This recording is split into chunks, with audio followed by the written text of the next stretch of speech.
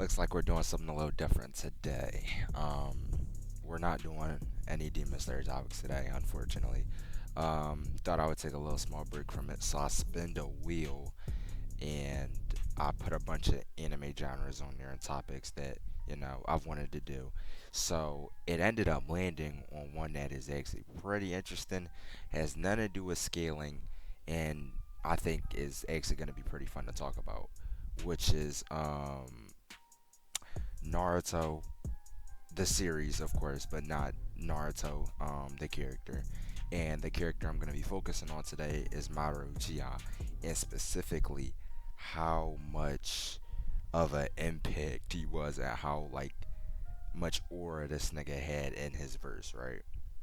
So the way we gonna do this, we gonna bring up five things that he's brought to his story that are brought to the story that have been absolutely insane and it's just even crazy to think about to this day and are still big moments in anime history, right?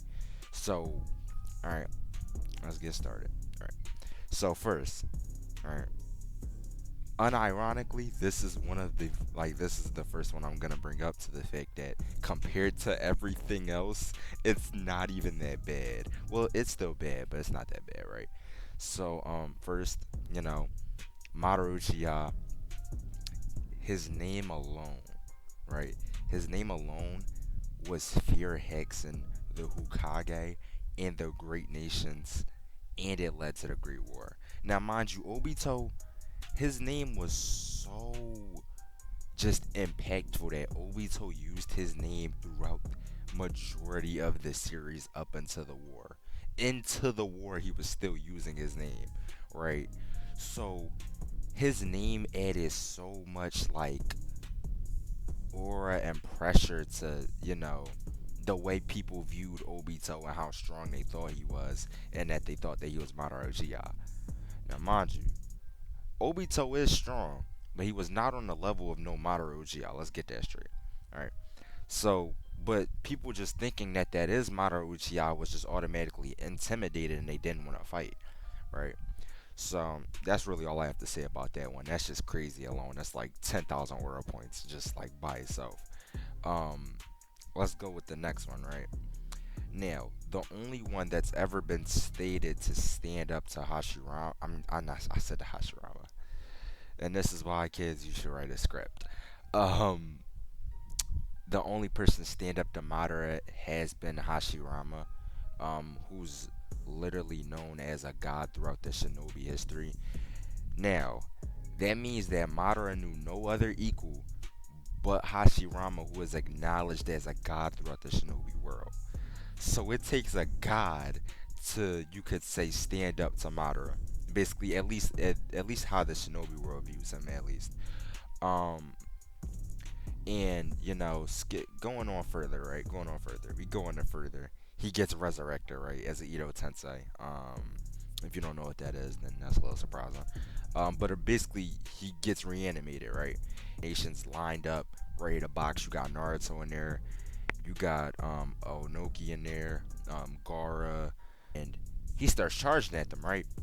Now, mind you, it's thousands of people there versus one man. Mind you, there are niggas praying to there's niggas praying up to heavens while he's charging to them, right? But of course they had to end up fighting him because strength and they're fucking he nuking, right? He can't get worse, right?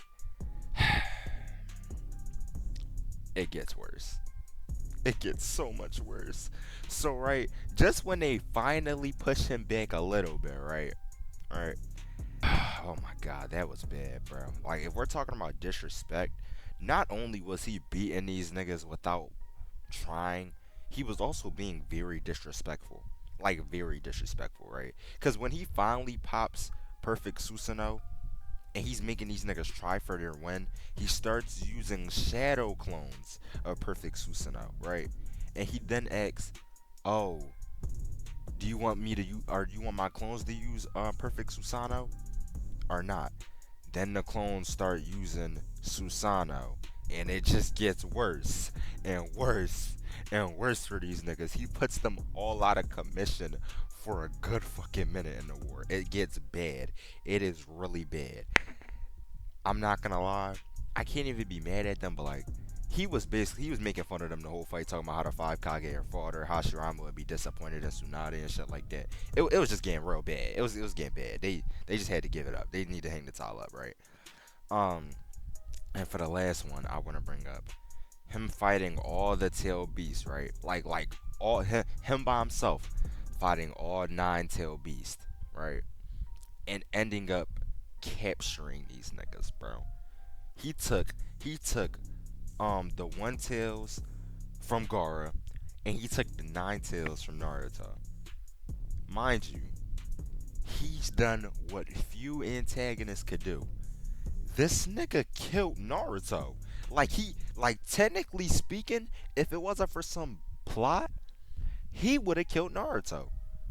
And on top of that, I can't remember if it was before or after. The nigga killed Sasuke too.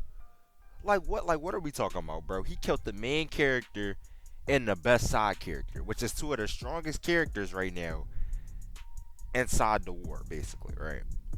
And he fucking fodderized Tobarama for no reason. Like I ain't gonna lie, that shit had to be because Tobarama was racist. It had to be, cause there's no way.